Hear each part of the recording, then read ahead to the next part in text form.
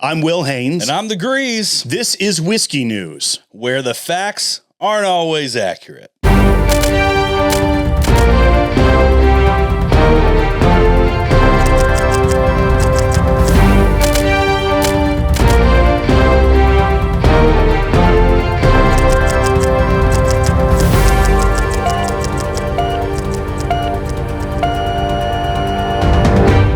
This past week marked the 100th day of Russia's invasion into Ukraine. Here in the U.S., liquor stores have been showing solidarity with the Ukrainian people by boycotting Russian-made vodka. We reached out to Total Wine & More's official tastemaker, Fred Minnick, for a response. He said, "Look, I don't agree with anything that Putin is doing. However, I'd be lying if I said my vodka sucks shirts aren't selling like hotcakes."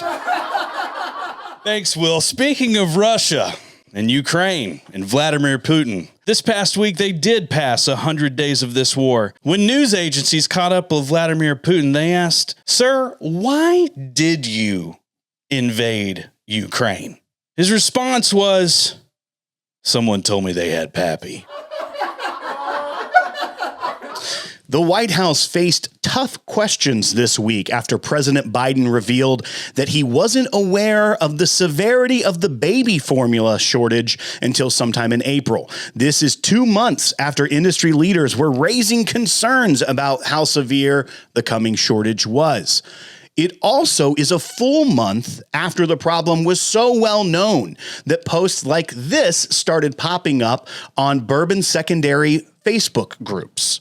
ISO, Infamil, NeuroPro case, recycle emoji, Pappy23, plus 200 deer emoji, ship emoji. We followed up with the original poster of the In Search Of post to find out how he and his family are doing with this crisis. Turns out he's 32 years old, unmarried, and has no plans of opening the case of Infamil. Instead, will try to flip it for, quote, max profits.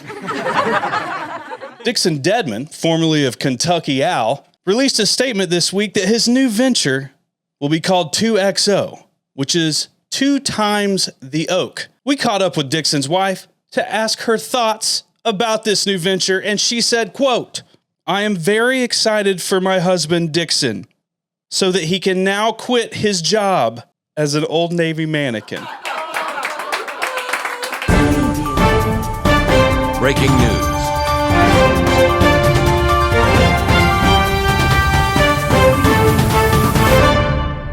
Oh, Will, we have some breaking news. That's right, Greeze. Queen Elizabeth's 4-day Platinum Jubilee took place this week, celebrating the 70th anniversary of her reign.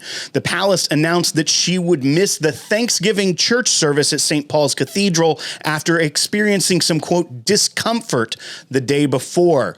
We pressed for an explanation from the palace of what that discomfort meant. And it was revealed to us she was upset seeing how Americanized her grandson Harry had become as he bottle chugged some Wild Turkey 101 and yelled "America" during the military flyover. The Jim Beam Company announced on Tuesday the release of 2 limited products under the name Hardins Creek. Jacob's Well is a $150 blend of higher-aged whiskey, and Colonel James B. Beam is an $80 2-year-old bourbon. They say the 2-year is a callback to the immediate era after the repeal of Prohibition. And if there's one thing we know people are thirsty for, it's to be nostalgic about the Great Depression. Tamworth Distillery, the company that brought you Beaver Butt, Uda Musk Whiskey, has got a new product offering called the Crab Trapper. Inside the Crab Trapper bottle is an invasive species called the green crab. Yeah, Tamworth got together. They sauntered on over to the edge of the ocean, looked down and said, "What are we going to do with these?" They said, "Well, we've already done beaver butt. Why not throw some green crabs up in this thing?" Also, following the TTB filings, it appears that they will not only be trying to fight an invasive species, but trying to stop the next global pandemic by bringing you monkeypox flavored whiskey very soon. Well, thank you, Greeze, for reading the news with me tonight. You're welcome. And thank you, everyone, for watching Whiskey News. And this is your reminder to support your local podcast wherever you may be.